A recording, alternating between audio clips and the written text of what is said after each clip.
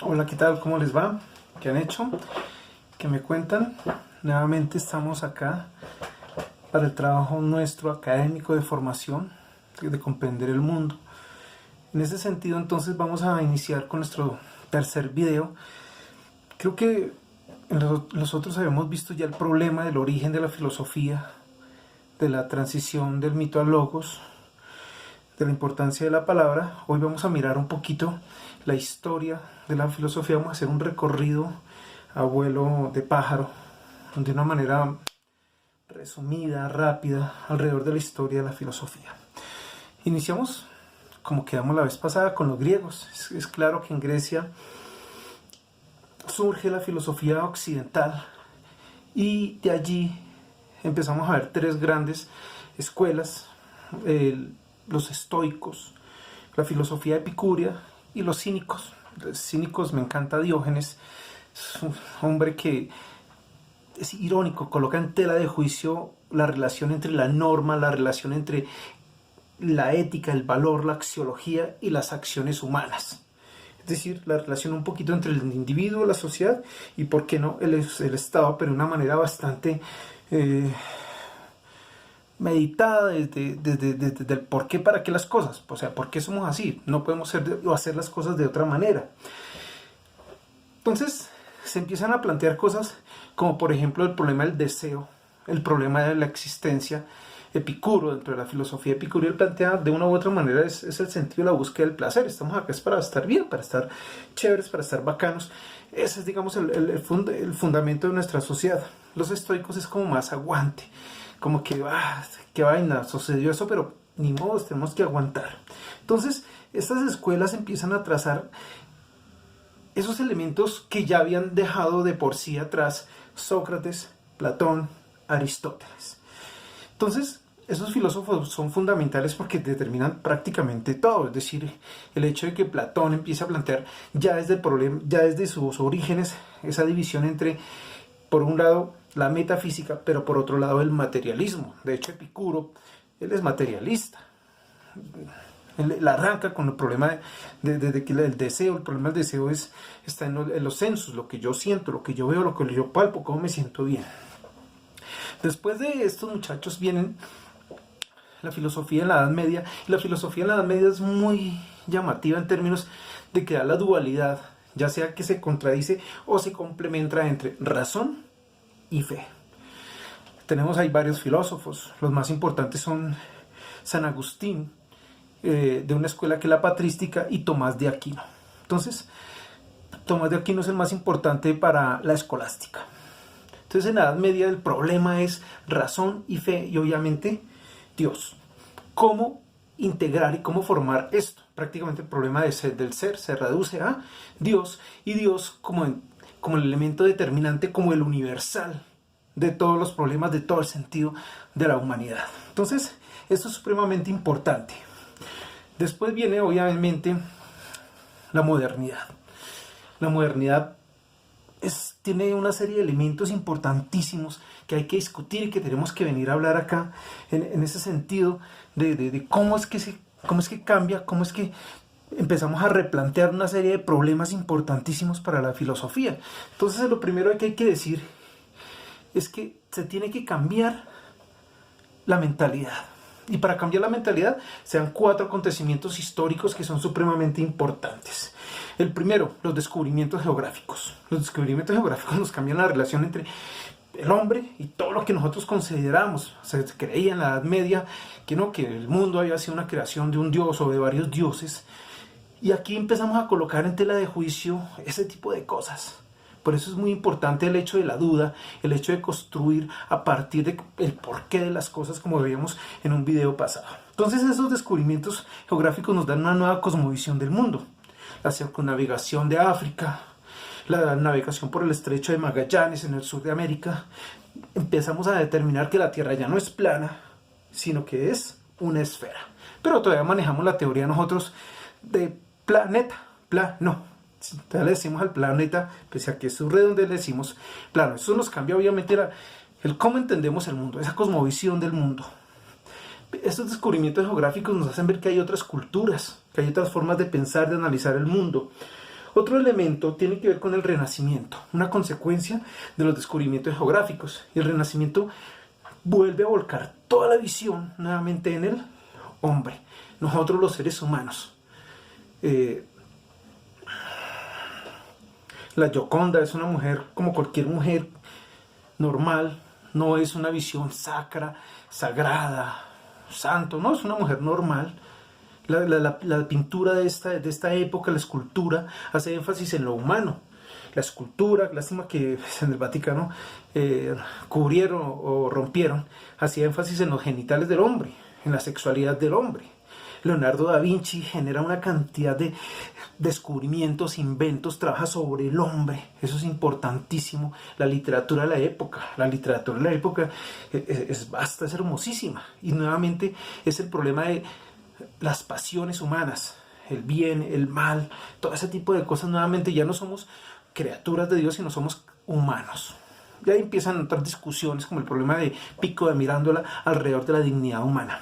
Entonces, el Renacimiento nos empieza a centrar en esa serie de problemas. Luego viene la Reforma Protestante, que nos da un elemento importantísimo, es el autoexamen, la libre conciencia, el libre albedrío, y eso redunda en una serie de elementos científicos como es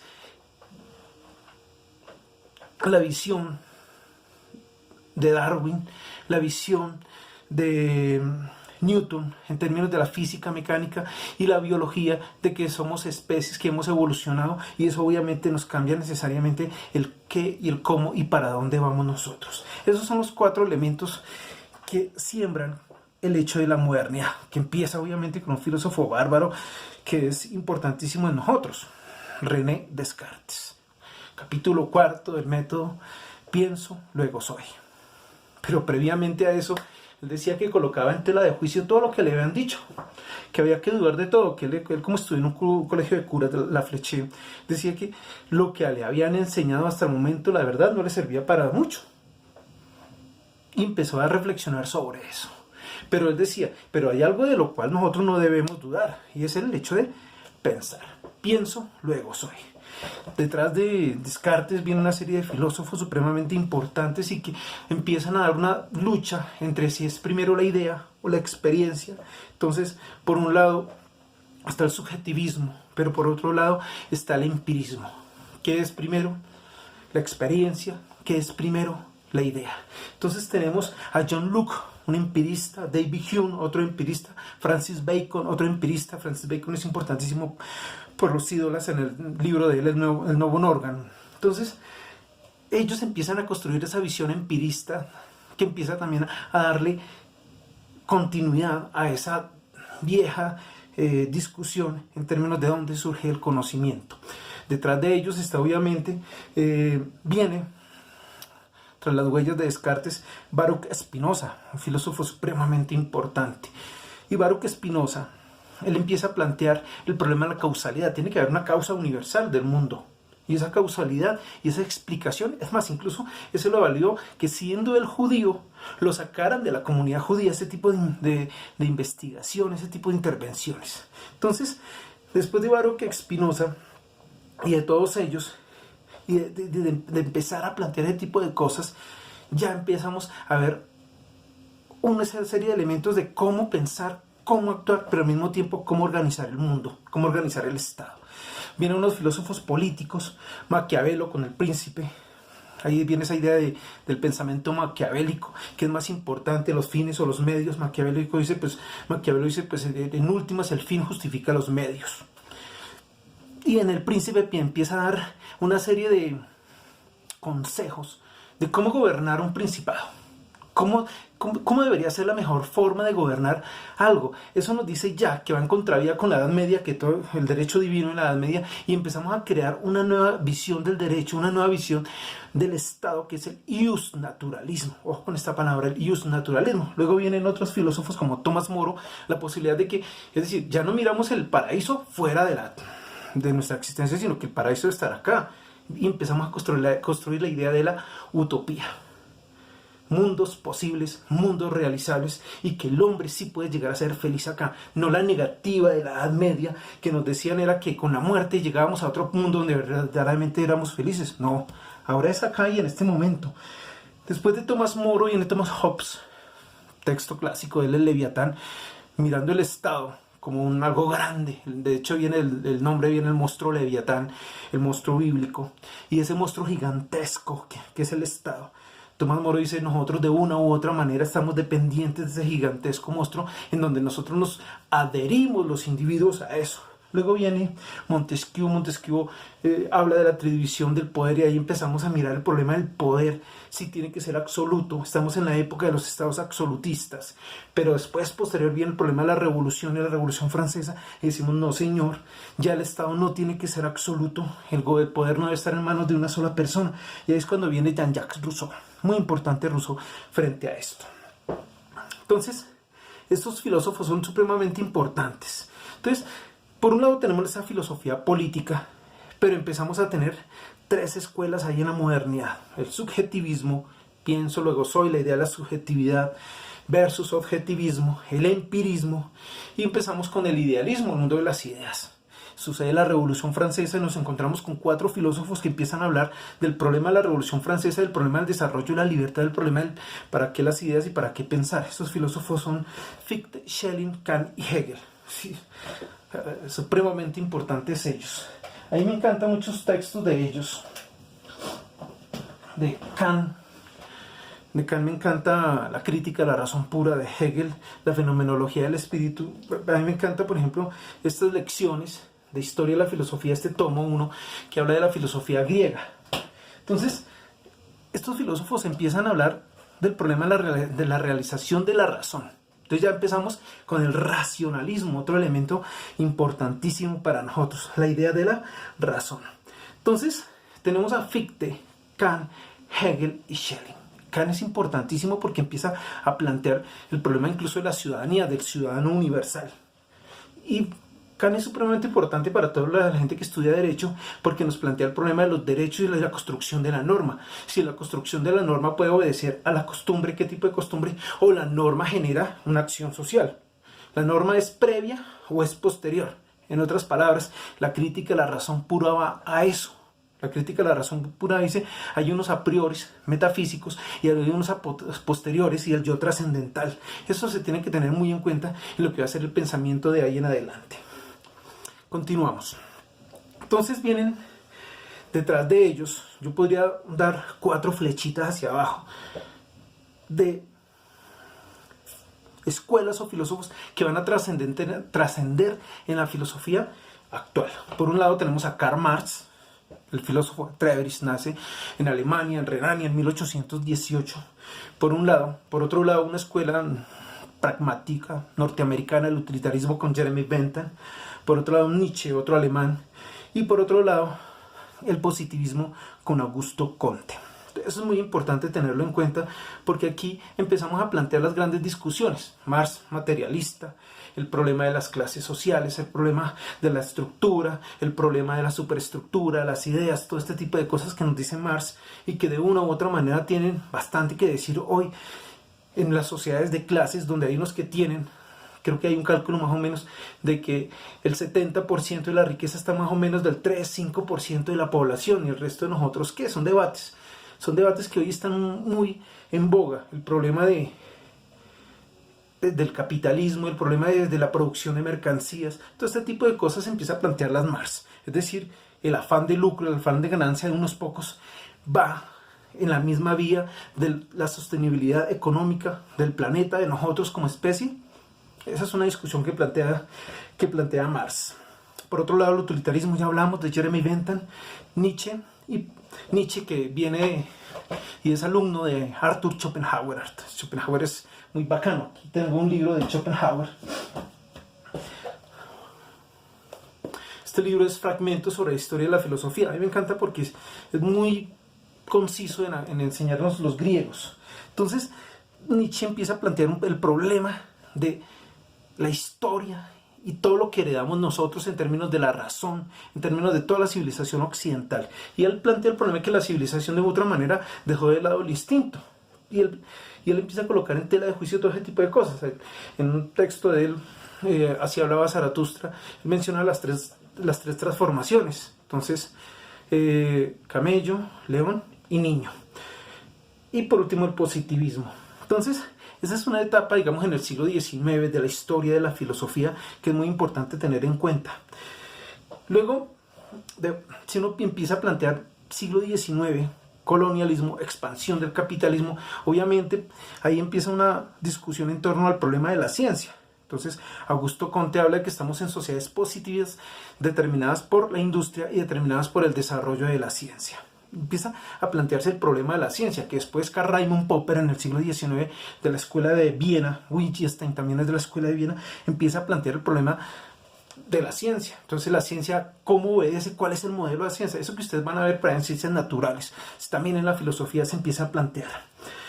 Luego, digamos que vienen los grandes filósofos del siglo XX, del marxismo, Gramsci, viene Georg Lukács, Historia y conciencia de clase, viene la escuela de Frankfurt, supremamente importante, y el existencialismo dentro del marxismo con Albert Camus, o Camus y Jean-Paul Sartre. Camus es importante, tiene un libro, se lo recomiendo, La peste, muy buena. El extranjero también es bueno, Jean-Paul Sartre, El ser y la nada, y dentro de esta visión, digamos que es una primera generación de marxistas. Luego viene otra segunda generación de marxistas que al rato la vamos a ver.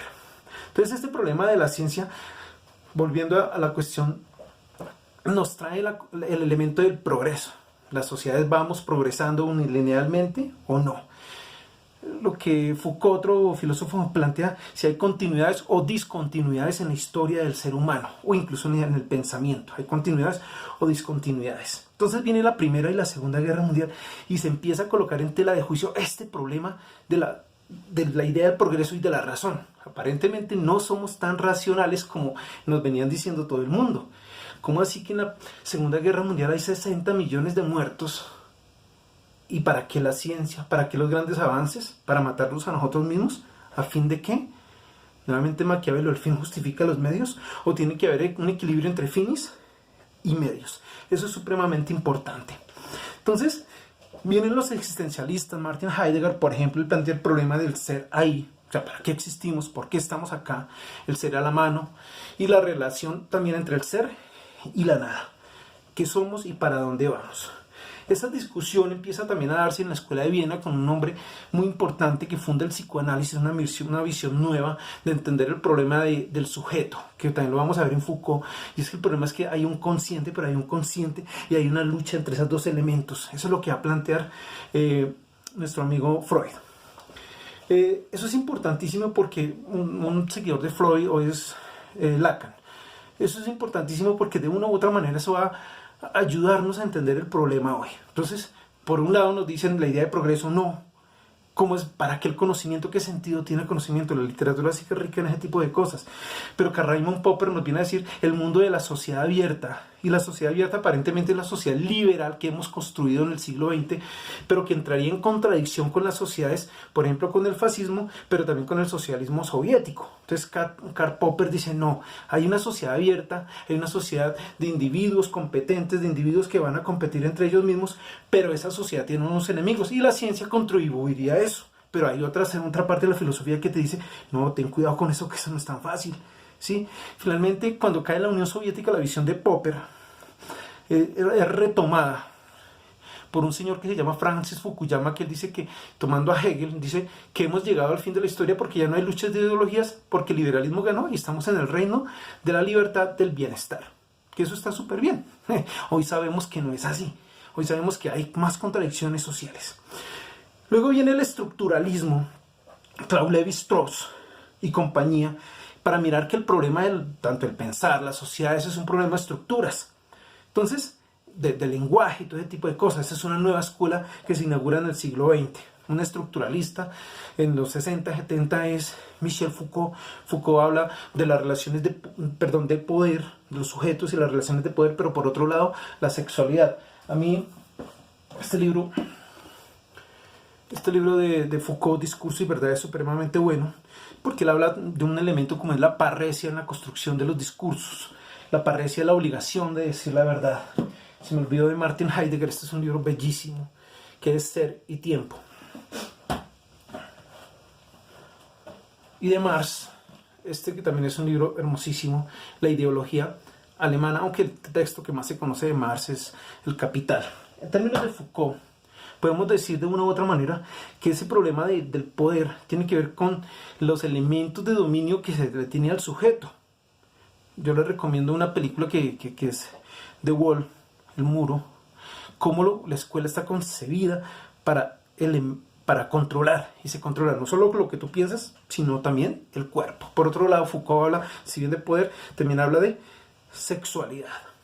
Esos elementos, tanto el estructuralismo como la idea de Raymond Popper, como este tipo de cosas, van a traernos hoy un problema en la filosofía nuevo que tiene que ver con la crítica a las grandes narrativas, a los grandes metarrelatos, es decir, al marxismo y todas estas visiones del progreso y cómo organizar la sociedad, para hablarnos obviamente hoy de que hoy no estamos en una gran narrativa, sino en múltiples narrativas. Esa visión es la visión de la posmodernidad. Entonces la posmodernidad nos habla de la crisis de esos relatos que pretenden organizar el mundo de una u otra manera, y que ellos dicen que son relatos finalmente totalitarios, que no se puede hablar en términos de eso, que tenemos que hablar de diferentes subjetividades y diferentes formas de entender el mundo. Filósofos como Lyotard, Derrida, Baudrillard, Félix Guattari, Alain Badiou son representantes de esta escuela. Y finalmente podemos hablar de la segunda generación del marxismo. Eric John Hobsbawm, un historiador inglés muy bueno, un texto de él es Historia del siglo XX. Jürgen Habermas, La teoría de la acción comunicativa, seguidor, continuador de la escuela de Frankfurt. Perry Anderson, Laclau, Judith Butler, Judith Butler, que hablan de los problemas de hegemonía, de identidad, de discursos que nos identifiquen, para ver si podemos hablar hoy todavía de clases sociales o no, o si lo que hay es una dicotomía, una contradicción en las identidades. Perry Anderson, Slavoj Žižek o Žižek, como quieran pronunciarlo. Entonces, digamos que son las grandes discusiones que tenemos hoy. Entonces, este es un esbozo de la filosofía histórica desde los griegos hasta cuando venimos hoy. Obviamente ahí está también la filosofía analítica, la filosofía del lenguaje, y todas estas son las discusiones que nosotros tenemos hoy, que son supremamente importantes. Entonces, espero que les haya sido útil, que los haya acercado a una visión grande, macro, de la historia de la filosofía. Muchísimas gracias. Espero que continúen bien.